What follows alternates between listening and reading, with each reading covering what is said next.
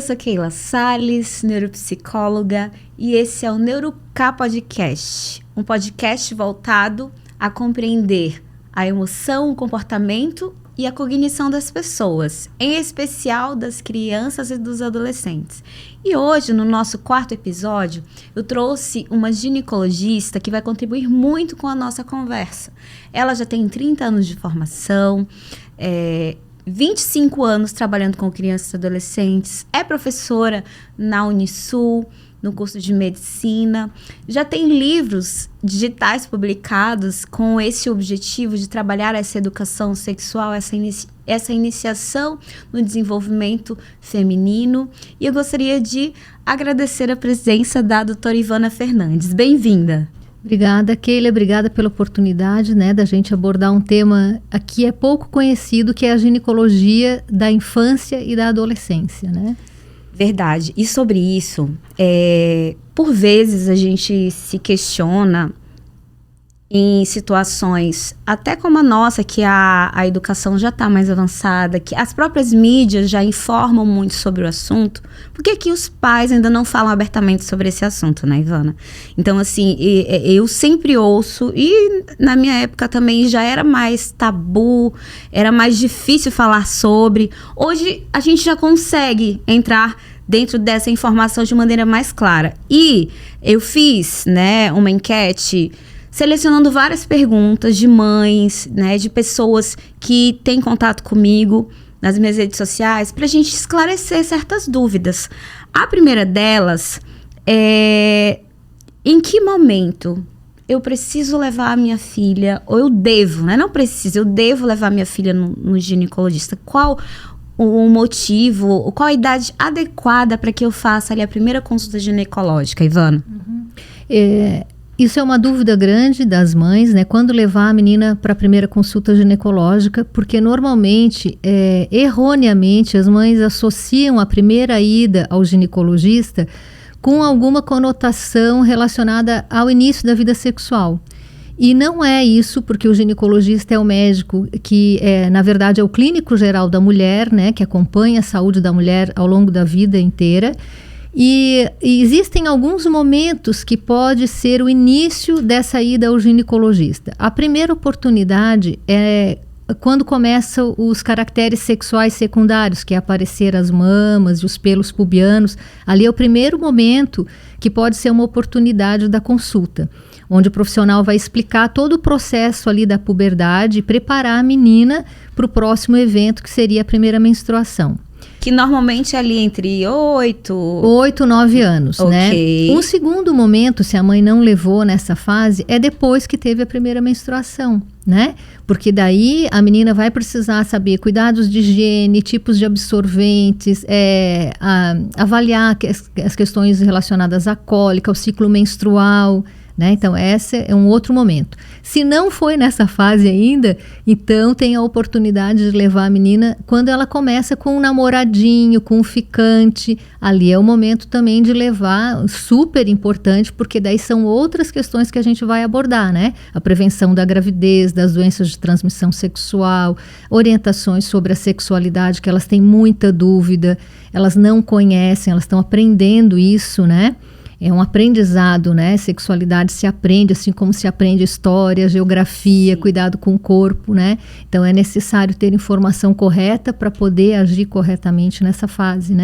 Então são essas 3 oportunidades que eu vejo de levar na infância, ali no final da infância, que é no início da puberdade, no início das menstruações, ou então quando começam os namoros e os relacionamentos, Sim, isso é o que normalmente vocês colocam enquanto preventivo, E claro que existe também alguns casos, por exemplo, o que leva uma menina de 3 a 4 anos, enfim, ali logo ainda criança, ter corrimento ou inflamação, por exemplo? Isso, daí tem, isso, tu colocou super bem, são situações que eu falei anteriormente, preventivas, Mas as meninas podem ter doenças ginecológicas, Não são só as mulheres adultas que têm problemas na mama, que têm corrimento, tumor de ovário, Então, na infância, a gente pode ter a principal causa, motivo de consulta ginecológica na infância é o corrimento vaginal.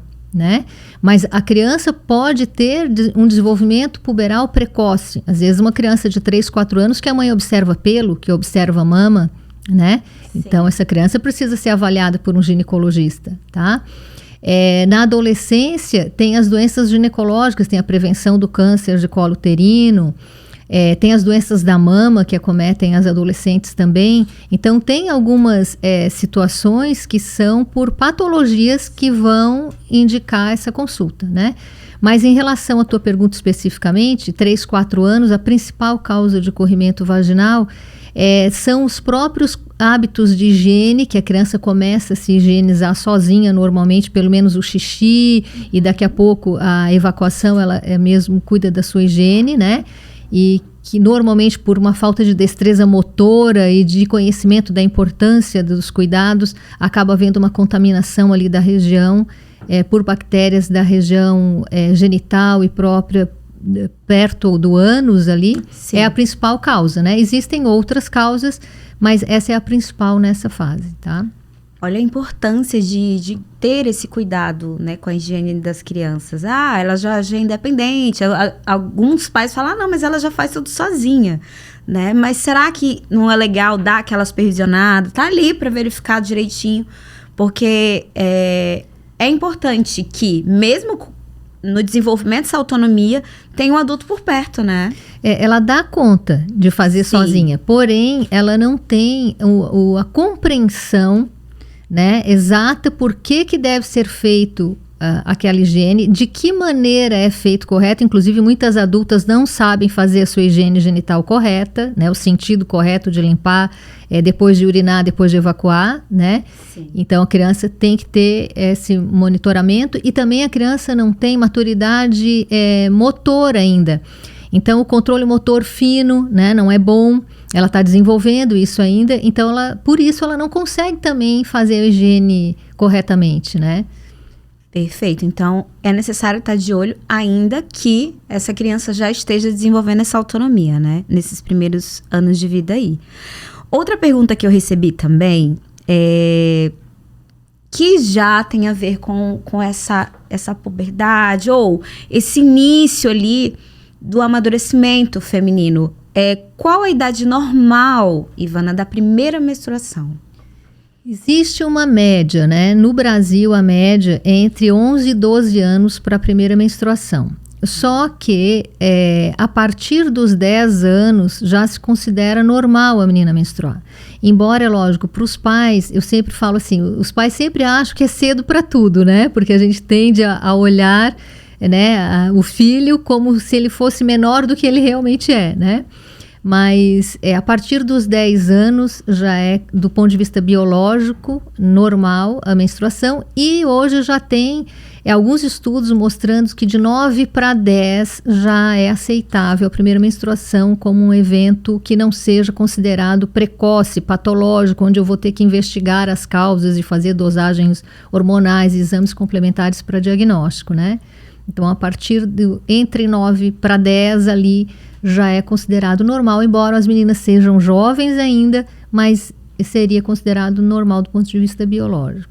Sim, e dentro da tua fala, eu acho importante considerar que as mães, os pais também, mas as mães, elas têm uma responsabilidade nesse período, né? Até antes dele, de conversar sobre isso, né? Eu estava lendo sobre o assunto, e essa parte do desenvolvimento sexual na mulher ainda infelizmente, um problema sério no Brasil. No mundo também. Tem reduzido? Tem. Mas ainda é um problema, porque as mães parecem ter ainda vergonha, ou algumas, né? E aí eu tô falando da média de população do Brasil, né? De todas as classes. Quanto mais vulnerável, quanto menos informação se tem, menos se fala sobre isso, né? Sobre esse cuidado, sobre esse momento da vida que vai acontecer, esse processo de amadurecimento ali no sistema reprodutor, né? Feminino.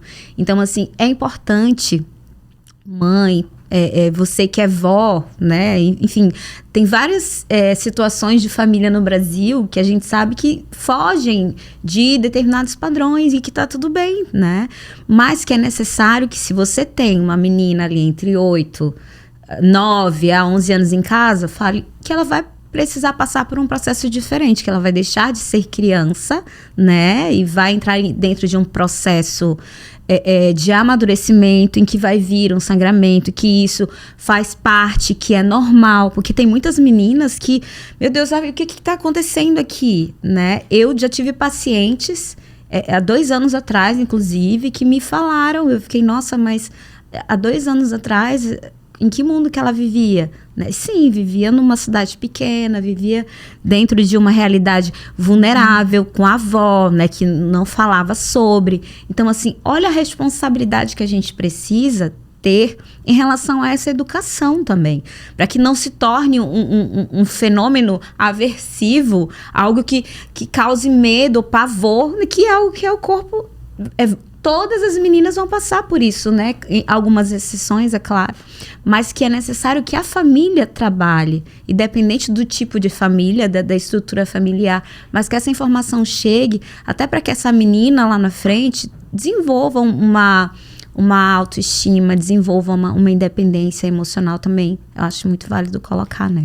Eu acho que é muito importante dentro do que tu falou, passar uma imagem positiva da menstruação, né? Porque, lógico que todas as mulheres vão menstruar em algum momento e também eu tomo cuidado às vezes para não falar assim, não é que acabou a infância, ela não deixa de ser criança, né? Porque às vezes a menstruação ocorre numa faixa etária ainda jovem, tipo 10 anos, sim, ou às vezes 11, 12, e a menina, apesar de ter 12, ela é bem imatura ainda, bem menina, né? E ela pode ficar assustada achando que por ela ter menstruado, que então ela tem que, a partir daquele momento, mudar o comportamento dela e não vai poder mais ter as brincadeiras de criança, nada. Tem que virar adulta da noite pro dia. Isso é muito traumático, né? Sim. Então, não é que acabou a infância, só que vai ter que tomar alguns cuidados que antes não tinha, né? E a responsabilidade da família é passar uma imagem positiva, porque a menstruação é uma coisa absolutamente normal e inclusive, é um marcador de que o corpo está funcionando bem, de que tudo está bem, né? Então isso é muito importante. E um recado que eu daria assim para as mães é evitar de passar para as filhas a sua história menstrual, tipo assim, eu sangro muito, eu tenho muita cólica. Então às vezes leva a menina para a primeira avaliação para eu orientar nessa fase, só que a mãe traz uma fala muito pesada, muito negativa da sua experiência menstrual, e é uma experiência que é da mãe, não tende a passar para a filha, né? E aí a menina já fica com aquele pavor, meu Deus, isso é horrível, eu vou ficar com dor também. Se ela já tem medo desse processo, ela vai ficar com mais medo ainda. Nossa, minha mãe diz que sangra um monte, a minha mãe diz que morre de dor, como é que vai ser pra mim? Eu não vou aguentar, eu sou menor do que a minha mãe. Sim. Se a minha mãe, que é toda poderosa, não dá conta, como que eu vou dar conta, né? Nossa, muito sério isso, Ivana. Então isso é bem importante, passar uma imagem positiva, porque a sua experiência pode ser uma, mas da sua filha ser outra, e ser muito agradável para sua filha, ser normal. Às vezes aquela menina não vai ter nem dor no período menstrual, não vai ter cólica. Hoje em dia também a gente lida muito mais fácil com a menstruação do que antes, porque antes a gente tinha só um tipo de absorvente, hoje nós temos várias maneiras de cuidar do nosso período menstrual. Então a menina pode inclusive usar, por exemplo, uma calcinha absorvente, que nem parece que ela está menstruada, porque é uma calcinha normal igual a todas as outras, com o poder de absorver a menstruação, né? Uma boa alternativa, né? Então eu acho que isso é muito importante, passar uma imagem positiva do período menstrual, que ele é saudável e normal na mulher, né? Perfeito. E continuando a falar sobre essa questão do início ali, do amadurecimento, que está tudo bem no corpo. Existe também algumas questões da puberdade, né? Quando suspeitar da puberdade precoce ou tardia? Tá, isso também é uma dúvida importante das mães, né? Então, assim, o normal no desenvolvimento é que a partir dos 8, 9 anos já comece a aparecer ou os pelinhos ou um brotinho mamário, uma maminha bem pequenininha, tá? Que comece, não que a menina com 8 anos vai ter uma mama formada, tá?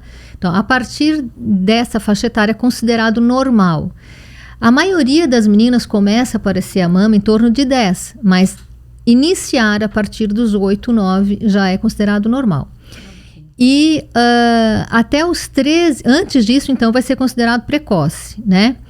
E as meninas, é considerado tardio, né, preocupante, aquela menina que chegou aos 13 e não tem pelo, não tem nenhuma maminha pequenininha e ela já tem 13 anos. Ou ela chegou aos 16 anos e tem mama, tem pelo, mas ela não menstruou ainda. Então, ali tem que tomar cuidado, tá?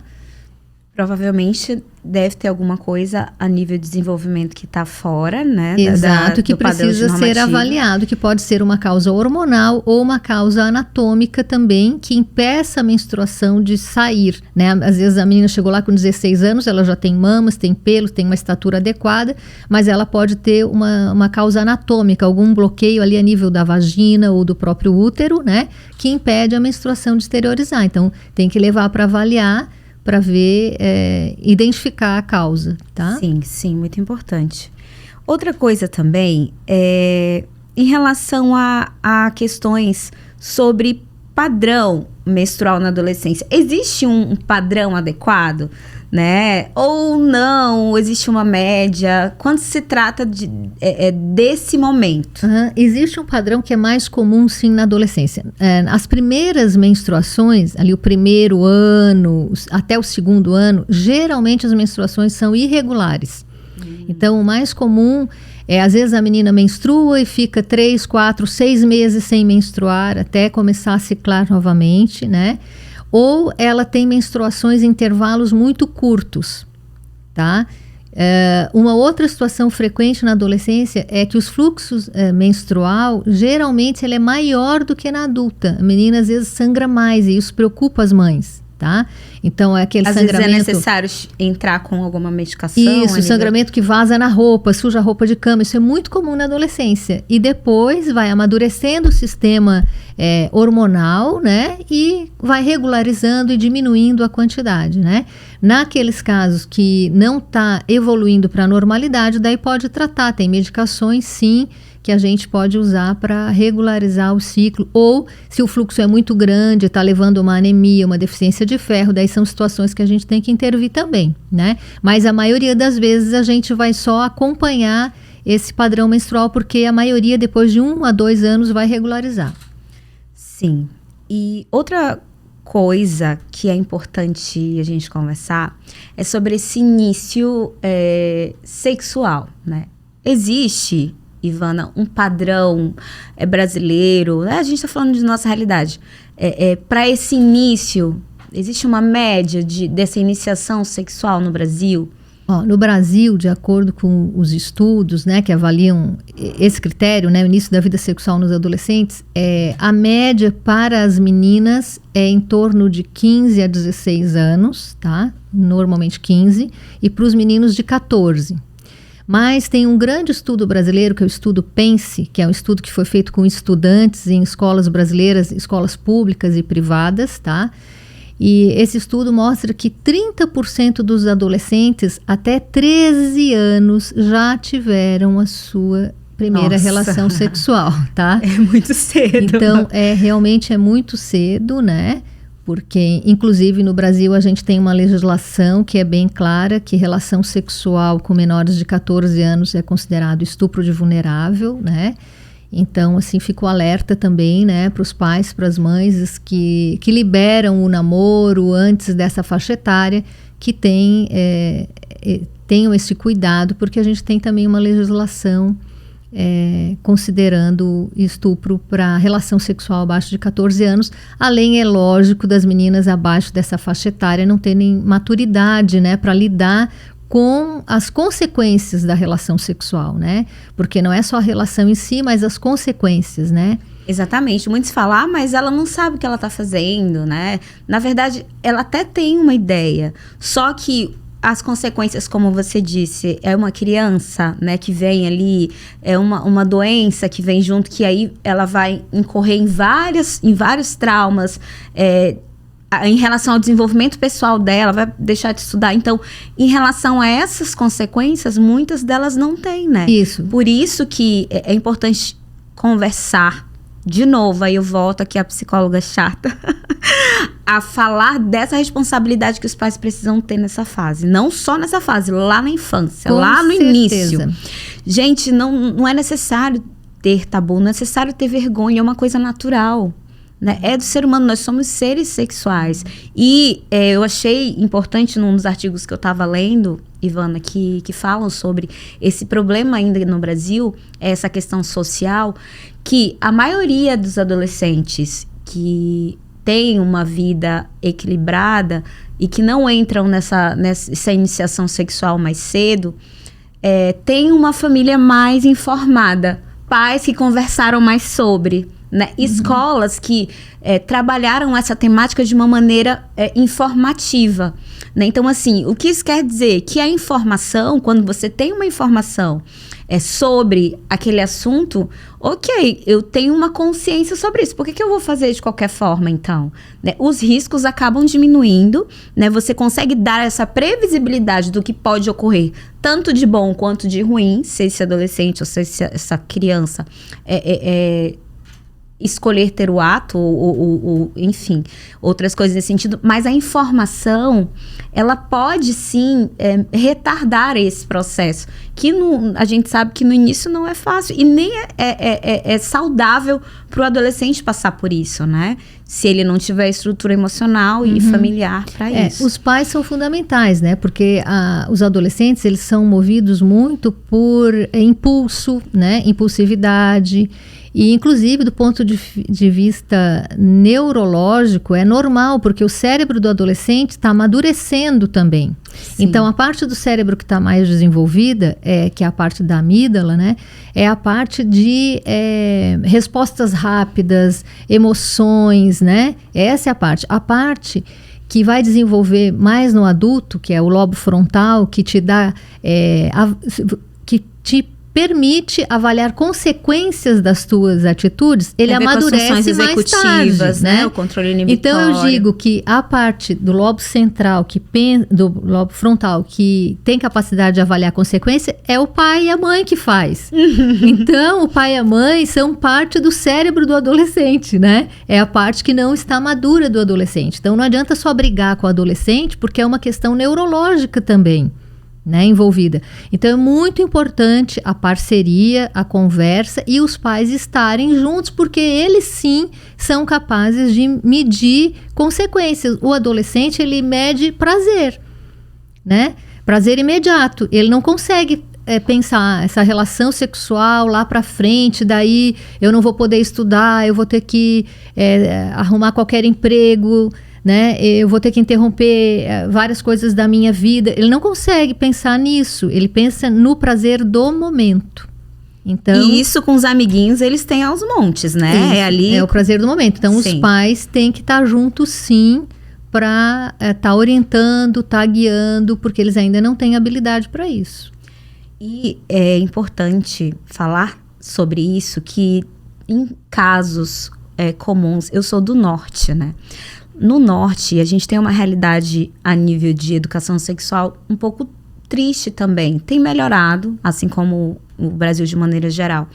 Mas eu tenho 2 casos, né, que eu queria compartilhar, que tem a ver com isso que a gente está falando, de falta de orientação. Né? Eu recém-formada, recebi um padrasto no meu consultório e ele falou: Keila, eu estou te procurando porque a minha afilhada, numa brincadeira, disse ou fez referência que eu estava violentando ela, que eu estava estuprando ela. E essa afilhada falou isso em uma brincadeira, a tia gravou, mandou para o conselho tutelar. Enfim, resumindo a história, eu precisei avaliar a criança, Ivana, de maneira geral, assim, aplicar todos os testes possíveis, cognitivos, a nível de personalidade, de projeção, para descobrir se de fato ela tinha sido violentada, se ela tinha sido estuprada. E ela não tinha. O que aconteceu na história de vida dessa menina?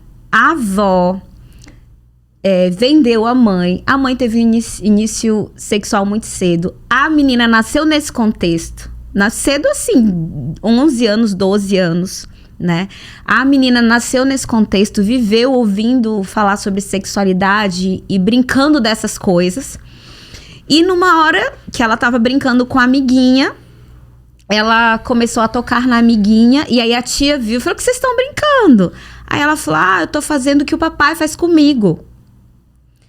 E esse pai, que era o padrasto, na verdade, foi preso, né? E passou por toda uma situação traumática por conta de uma mentirinha, né? Mas olha só que interessante esse movimento, a falta de educação nesse sentido, né? Talvez essa vulnerabilidade, essa repetição, a avó, a mãe, a criança, colocou uma pessoa inocente em uma situação... Claro que depois, né, resumindo e finalizando a história, ele ficou bem, foi descoberto com outras provas que ele não tinha feito nada com a criança. Mas é necessário falar sobre isso. É necessário indicar com vídeos. Ai, eu não sei. Tem pai que fala que eu não sei como falar. Gente, tem vídeo. Procura uma especialista, né? Procura uma psicóloga infantil. Existem formas diferentes da gente falar sobre esse tema. O que não pode deixar de falar, né? Esse tema é muito complicado, porque assim como existem situações como essa que você comentou, que não é o mais frequente, tá? O mais frequente é o contrário, é os adultos não darem ouvido para a reclamação ou a denúncia que a criança faz, e na maioria das vezes a denúncia ela é verdadeira, né? Então, o contrário é muito mais comum do que essa situação isolada que você colocou, né? Então, muito importante trabalhar com as meninas, sobretudo aquelas em torno de 10 e 12 anos, são as meninas que são mais vítimas de abuso sexual, explicar o que é possível, o que não é possível, né, de ser feito em relação à sexualidade, né? Ou seja, que toque que que é aceitável e que tipo de toque, carinho que não é aceitável, né? Sim, muito importante. Então, isso é muito importante para que as crianças possam se defender, né, de abuso, porque, infelizmente, no nosso país é muito frequente os casos de abuso contra crianças e adolescentes, inclusive dos meninos, né? Não só das meninas, tá? Verdade. Então, muito importante conversar, alertar as meninas que quem pode tocar e que tipo de toque, de carinho é normal e que tipo não é normal, né? Sim, sim. E, inclusive, eu também tive outro caso sobre esse público que você está falando, que é o mais frequente, né? Infelizmente, o próprio pai, né? Praticou esse estupro por vários anos. E a menina se tornou adolescente, começou a descobrir que bom, isso não tá certo. E aí ela foi lá e denunciou e chamou as pessoas e enfim, né? Ela teve que aprender fora de casa que aquilo não estava certo. A própria mãe via, né? E, enfim, para não perder o marido, ela acabava aceitando. É bem triste isso. Mas ela que falou, não, tá errado, eu não quero isso para mim. Saiu de casa, né? Enfim, teve a vida dela, olha que triste. Muito importante isso, as mães ensinarem, né? Normalmente são as mães que ensinam, né? Que tipo de toque, carinho é normal e aceitável, né? E que tipo de toque e carinho não é aceitável, porque justamente isso, as meninas às vezes que são abusadas, elas ficam confusas, porque normalmente os abusadores, né, a maioria das pesquisas mostra que os abusadores são conhecidos da família, né? E por serem conhecidos, eles têm acesso às meninas. E às vezes a prática começa com determinados carinhos que são socialmente aceitáveis e vão evoluindo para carinhos não aceitáveis.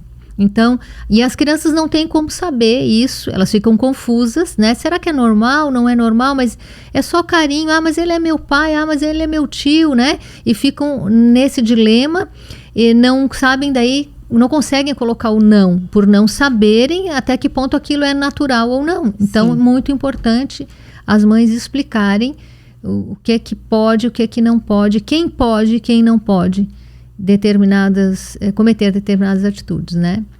Perfeito, Ivana. Ainda falando sobre essas questões, tem também um outro problema social no Brasil e no mundo que é muito frequente, que ainda é a gravidez na adolescência, né? Que é o uso também, e nesse caso não é um problema, é uma solução, de anticoncepcionais, enfim, métodos, né, contraceptivos nessa adolescência. Qual o mais adequado, quando usar, de que forma que a gente pode, enfim, informar as pessoas sobre esse tema? Isso é um receio, né? Às vezes as mães não querem, ela é muito nova para começar a usar um método anticoncepcional e tal. Mas tem que sempre colocar na balança, né, riscos e benefícios, né?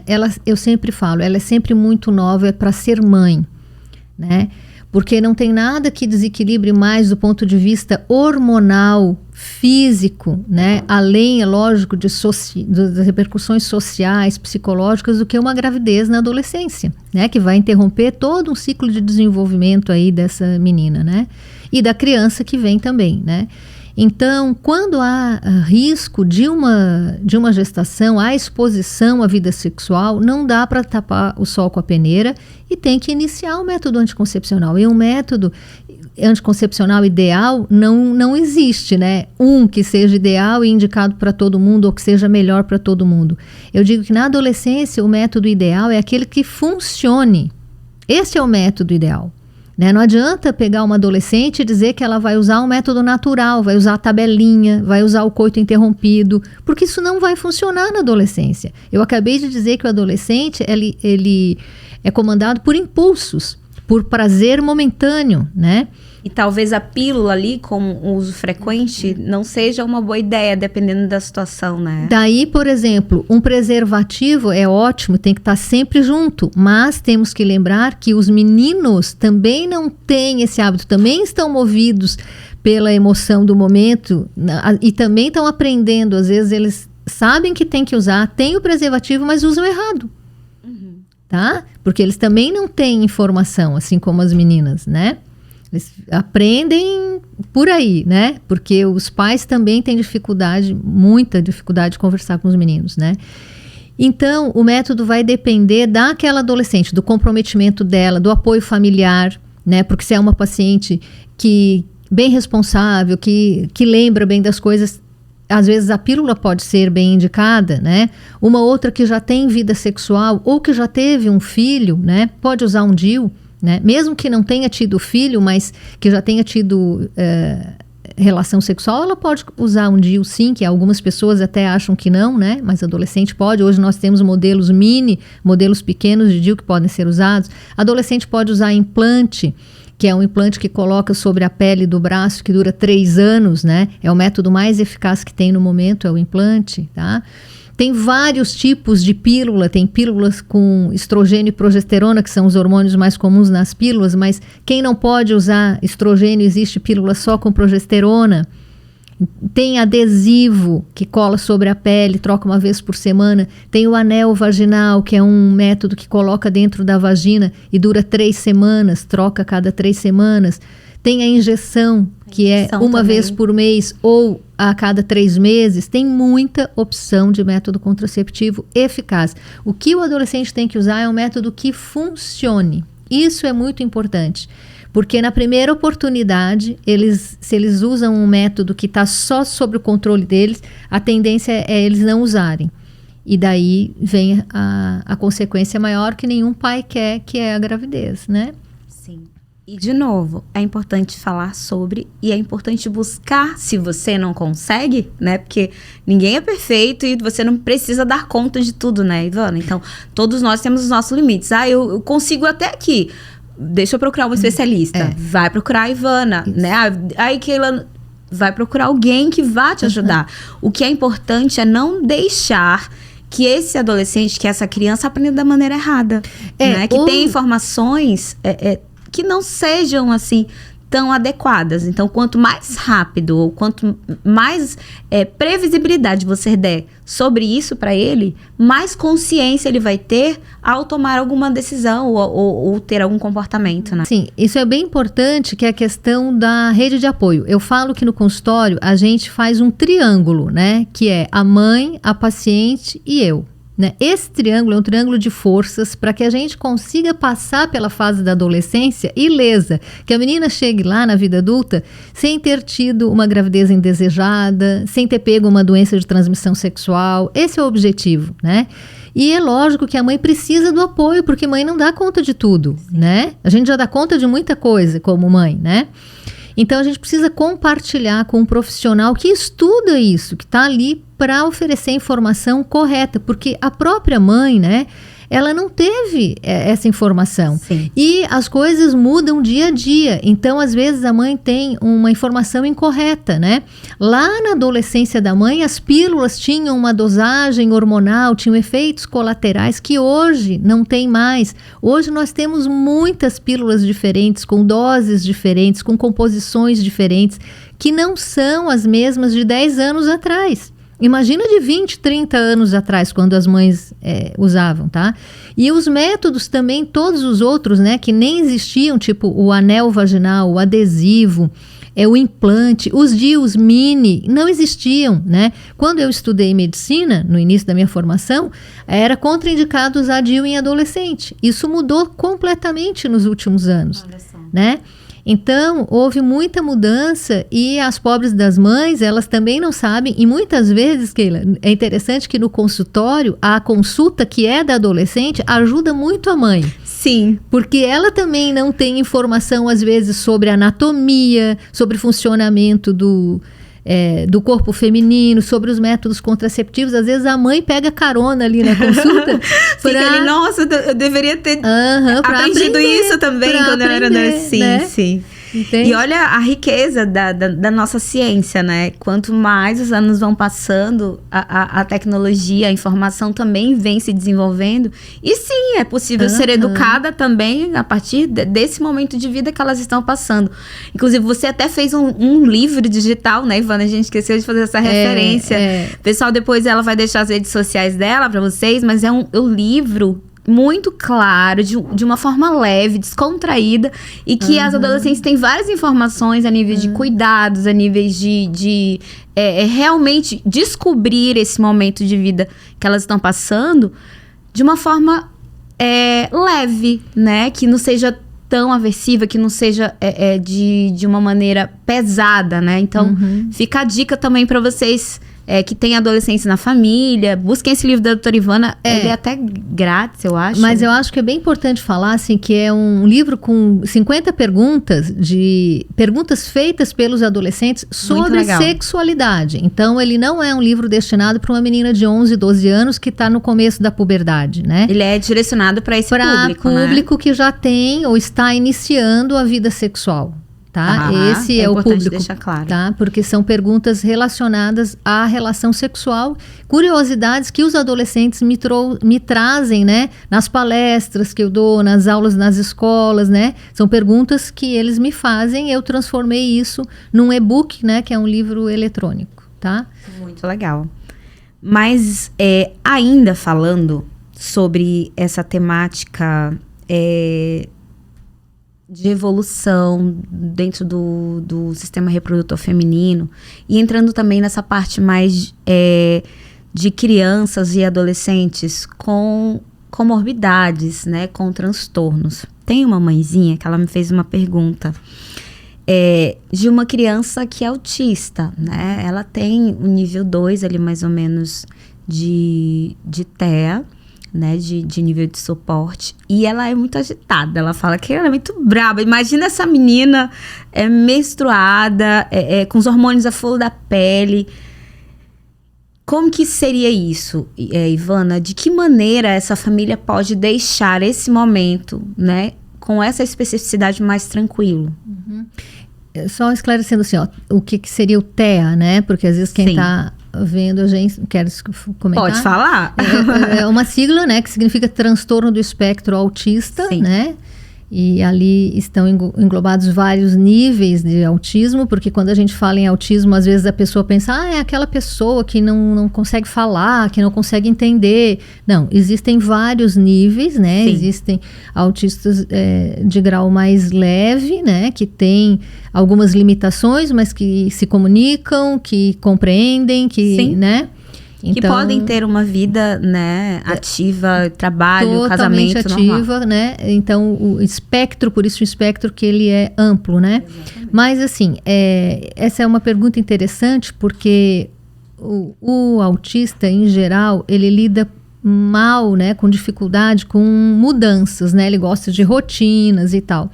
E na puberdade, a principal característica da puberdade são intensas mudanças, né? No corpo físico, nas emoções, nos hormônios, né? E então até o aparecimento de pelo pode gerar estranhamento, aparecimento da mama que dói um pouquinho, né, no caso das meninas. Então a família é muito importante, né, para tá preparando essa menina para essas mudanças que vão vir. Então, quando começar ali em torno de 9 anos, 8, 9, entre 8 e 10, começar a mostrar imagens, né, figuras, revistas, fazer colagens mostrando as diversas fases do corpo, né, o corpinho da criança, um corpinho de um adolescente, fotos de mama, fotos de vulva com pelinho, né? Sim. A mãe mostrar o seu próprio corpo, às vezes trocar de roupa na frente da criança, mostrar que ela tem mama, que ela usa sutiã, né? Porque o sutiã também, os autistas em geral têm uma sensibilidade maior, então às vezes aquela roupa vai incomodar, né? Às vezes usar...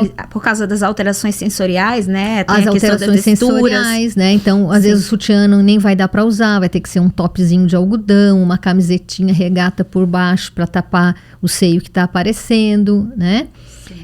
Então a mãe às vezes mostrar os absorventes, colocar a mãozinha da criança ali na parte do algodão, do absorvente, para ela sentir a textura, né? Também é uma outra dica, tá? Então tem que trabalhar com imagens, né? Concreto, né? Porque o autista precisa de coisas concretas, não adianta ficar falando, que ele não vai conseguir imaginar, né? Então trabalhar com coisas concretas, né? E talvez pegar o suporte, ter o suporte de um profissional também para estar ajudando nisso, né? Quando começar a puberdade, levar já também para se familiarizar com o profissional que a qualquer momento vai precisar avaliar essa menina, né? Então, às vezes, levar numa fase mais para orientação, primeiro pode ser uma boa dica, para no momento em que tiver menstruações ou alguma queixa ginecológica, alguma doença da área ginecológica que precisar ir no profissional, aquele paciente já fez um vínculo, já conhece o profissional, já sabe qual é a forma de abordar, né? Isso pode minimizar o estresse que essa fase pode gerar no paciente autista, né? Sim, e eu gosto sempre de fazer referência, Ivana, à importância desse vínculo em todas as áreas da saúde, né? Eu tenho vários pais que estão comigo há anos e que têm o mesmo pediatra há anos e que tem, né, no caso de meninas, a gente se sente mais confortável com alguém, eu falo por mim também, né, que sou mulher, com alguém que já conhece meu histórico, alguém que já entende como que meu corpo funciona. Claro. Uhum. Porque aquilo que saiu do que é normal, olha só, tem alguma coisa. Como que tá o seu histórico? Como que tá a tua rotina, né? Então, fica mais fácil também. Então, é importante que esse pai, essa mãe, tenha, além de dar essa previsibilidade, fazer essa apresentação de tudo que vai acontecer, sim, apresente um profissional, especialista, para que quando esse momento chegar, ou se alguma coisa sair fora do que é dito como normal, olha, mãe, eu acho que tem alguma coisa aqui. Às vezes a própria menina vai falar, né? Vai indicar, isso é muito bom.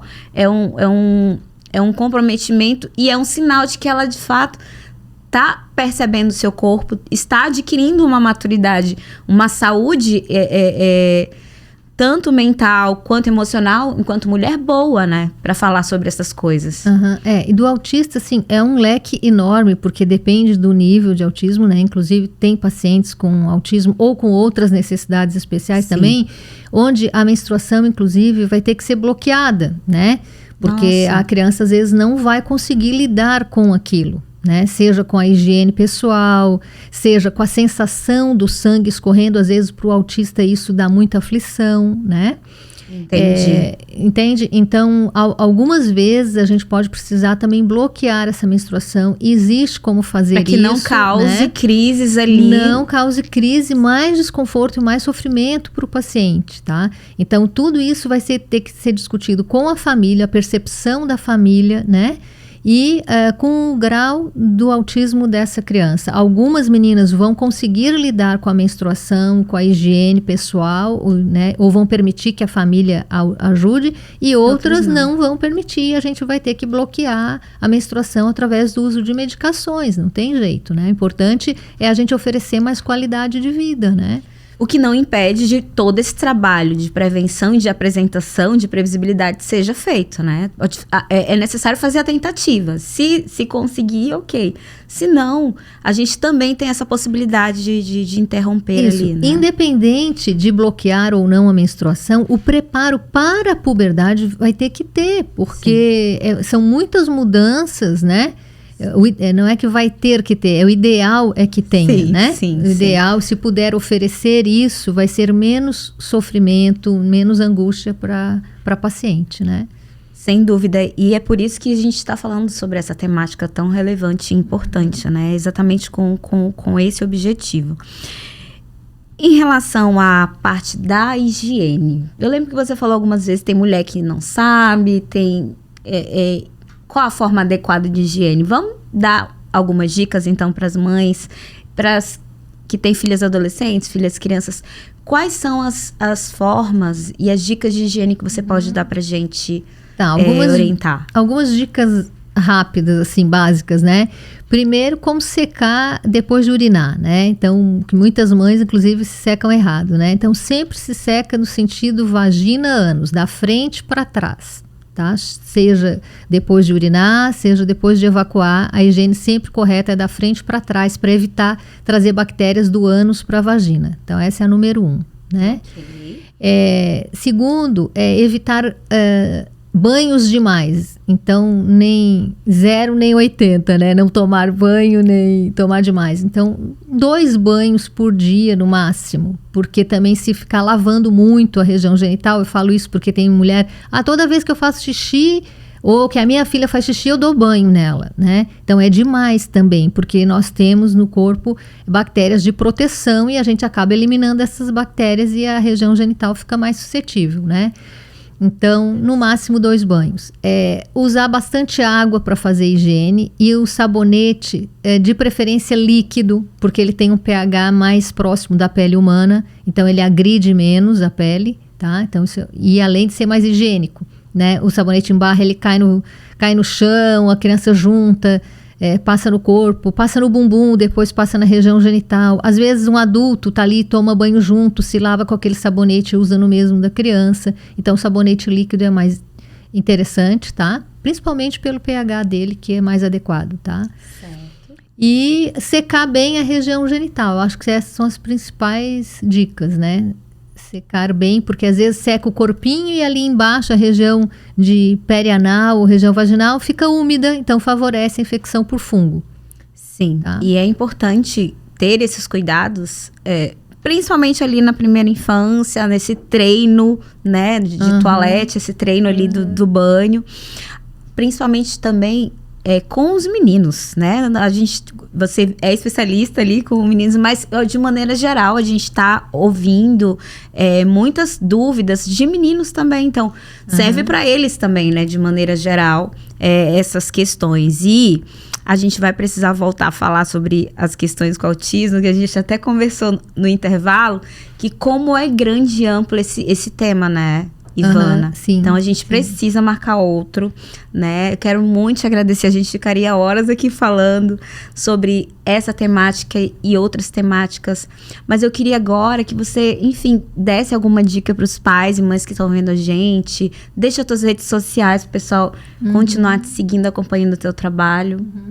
Eu acho que a gente pode voltar na questão das crianças com autismo e com outras necessidades especiais, né? Que a gente comentou, tem os pacientes cadeirantes, né? Sim. As pacientes com atraso do desenvolvimento neuropsicomotor, pacientes que tem que usar fralda porque não tem controle dos esfíncter, né? Então fica essa questão de cuidado, principalmente do período menstrual, é complicado, né? Para as meninas, então a gente pode... talvez fazer um podcast só voltado para crianças com necessidades especiais, né? Perfeito. O meu recado era, assim, oportunizar, né? Que os pais possam oportunizar para as meninas a consulta ginecológica, que a consulta ginecológica, ela não tem uma conotação de sexualidade, não é isso. Isso é um detalhe da consulta ginecológica quando ele for necessário, esse tema quando for necessário será abordado, mas no seu momento certo. Uma outra dica que eu gostaria de dar, que às vezes as mães estão tão aflitas, né, querem levar tanto a informação, querem proteger tanto a filha, que elas acham que numa consulta ginecológica o médico vai conseguir abordar todos os temas. É impossível, né?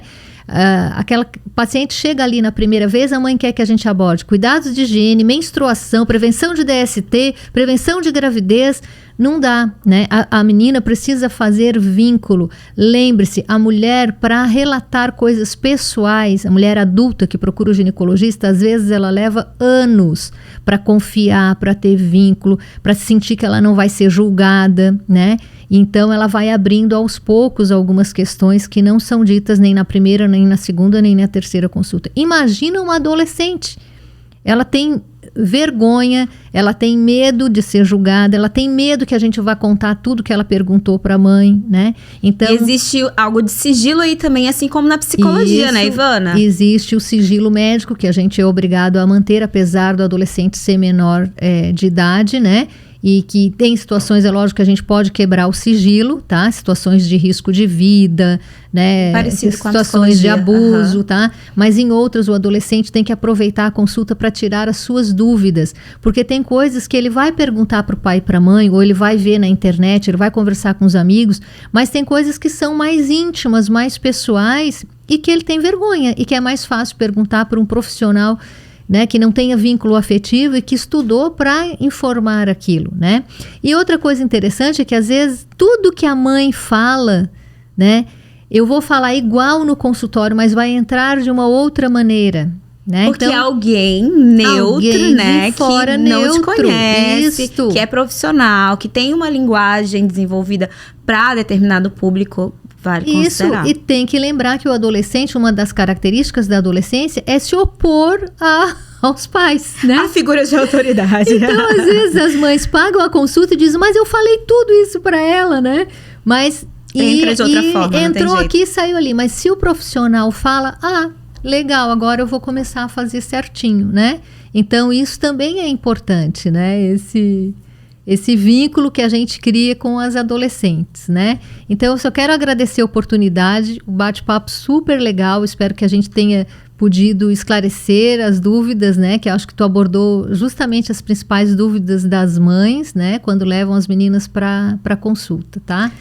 Então, considerando a importância, né, de falar sobre isso, dessa educação sexual, iniciar em casa e que os outros espaços também sejam efetivos nisso. A escola, eu não consegui, vou atrás de uma especialista que fale sobre esse assunto, né? Então eu agradeço muito aquilo que a gente pôde esclarecer para os pais, mas olha só, tu esqueceste de deixar tuas redes sociais. Fala pro pessoal aí para eles poderem te acompanhar. A minha rede social é o Instagram, é o @doutora Ivana Fernandes, DRA Ivana Fernandes, tá? E eu publico lá posts, né, relacionado à saúde ginecológica e alguns vídeos também de orientação para os adolescentes e para as mulheres de maneira geral, tá? E quem fica, de novo, a dica de quem tiver interesse de adquirir o e-book com as 50 perguntas sobre sexualidade, né, para adolescentes, também entrar lá no meu perfil do Instagram e vai ter disponível lá como conseguir o e-book, tá? Obrigada. E se você me permitir, Ivana, a gente pode até colocar no link da descrição desse vídeo, que vai ser o teu episódio, lá para as pessoas baixarem. Não sei se é possível alguma coisa nesse sentido, para facilitar o acesso dentro dessa temática também. A gente pode estar conversando a respeito. Tá? Então, muito obrigada mais uma vez. Vamos marcar o próximo episódio para falar sobre isso. E vocês de casa continuem acompanhando para mais informações sobre esse desenvolvimento infantil e também sobre o ser humano. Até a próxima. Tchau, tchau.